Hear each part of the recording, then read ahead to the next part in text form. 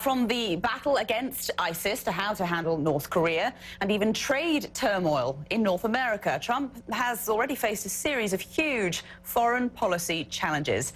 My next guest says Trump has handled them well, improving relations with allies and putting adversaries on notice. Nile Gardiner is the director of the Margaret Thatcher Centre for Freedom at the Heritage Foundation and joins me now. Nile, great to have you on the programme. Welcome. My pleasure. Thank you very much.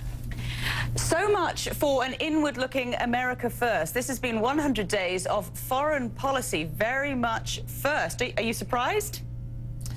Well, to some extent, yes. I mean, I do think that, the President Trump that we see today is very different in some respects to the man who many thought would follow a very isolationist foreign policy. But I think that President Trump actually has succeeded in implementing a coherent foreign policy strategy, one that advances American interests aggressively on the world stage, and he's certainly very engaged on the world stage. So this is a president, certainly, who is now very outward-looking, who is concentrating heavily upon building strong ties with key U.S. allies, and is also sending, I think, the right messages to America's enemies, stretching from Russia to Tehran to North Korea. So I do think that the president's record in the first 100 days certainly has surprised, confounded many of his sharpest critics, and has been welcomed by those who believe that, American leadership really does matter on the world stage.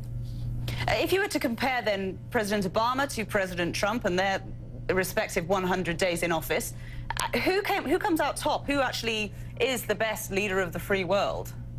Well, they have very, very different outlooks, and I would certainly argue that President Trump's foreign policy is bolder and stronger than President Obama's. And this is ironic, considering that President Obama went into the Oval Office as somebody who was supposed to restore America's standing on the world stage. He's an internationalist figure. But actually, I think that President Obama reduced America's footprint on the world stage. And at the end of the day, we saw a withdrawal, actually, of American global power under the Obama era. Whereas with President Trump, we're actually seeing a far bigger U.S. footprint internationally, whether it's in Asia, the Middle East, or in Europe. Interesting you mentioned the international perspective. From that perspective, Donald Trump was such an unknown entity before he took to the Oval Office. Do you think the fear factor has now gone and that the international allies really have the measure of the man? They understand what they get with Donald Trump?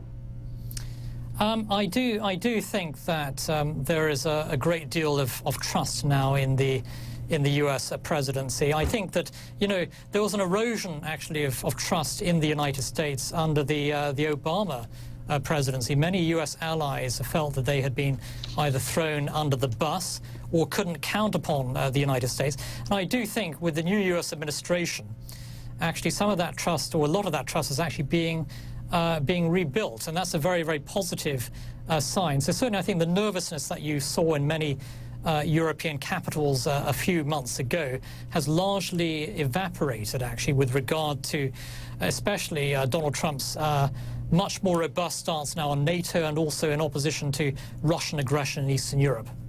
So he's built trust with allies on the outside, but on the inside there's still a certain amount of turmoil, I suppose, within his inner circle. The Russia scandal is still looming. We've had so much disquiet between President Trump and his own intelligence community as well. Does he now have the right people around him to make good policy decisions going forward with foreign affairs? Yeah, I think he does. I think it's most important to look at the big picture team that he has in place with regard to U.S. leadership on the world stage. General Mattis, Rex Tillerson, Nikki Haley, the new U.S. ambassador to the United Nations, a real rising star.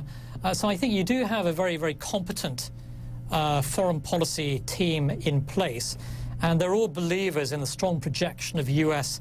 power internationally. And I think that, Donald Trump has many decades of experience of hiring people, and I think he's chosen very well overall, actually, with regard to the foreign and national security team that's in place now.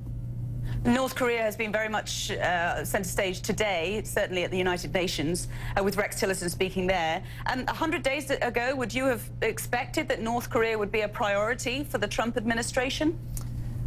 North Korea, of course, always looms large, but I don't think that we necessarily expected perhaps the North Korean issue to be so much front and centre as it is today. And without a doubt, I think that President Trump has been perhaps a lot more aggressive than many people expected. And he certainly put Pyongyang on notice. And I think this is also having an impact upon Tehran, Moscow, and a number of other adversarial powers across the world. And I think that's a good thing to put them on notice.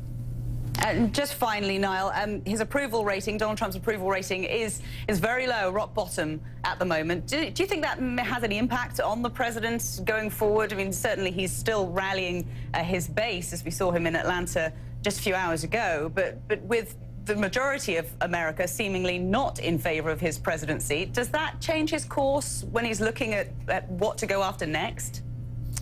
I don't think so, but I do think, you know, you'll probably see those approval ratings rise, actually, as you see a clearer big picture with regard to both foreign policy and domestic policy. But without a doubt, I think that the recent foreign policy moves that President Trump has made with regard to North Korea, for example, also the strike on Syria, those are actually popular moves, and I expect that we're going to see more of that type of maneuver on the world stage, sending a clear message that the United States really is prepared to act aggressively against you know, the enemies of the free world. And I think that's actually a popular you know, popular move actually for the administration. Very interesting to get your perspective. Always great to have you on the show. Nile Gardiner, thank you very much. My indeed. pleasure. Thank you very much.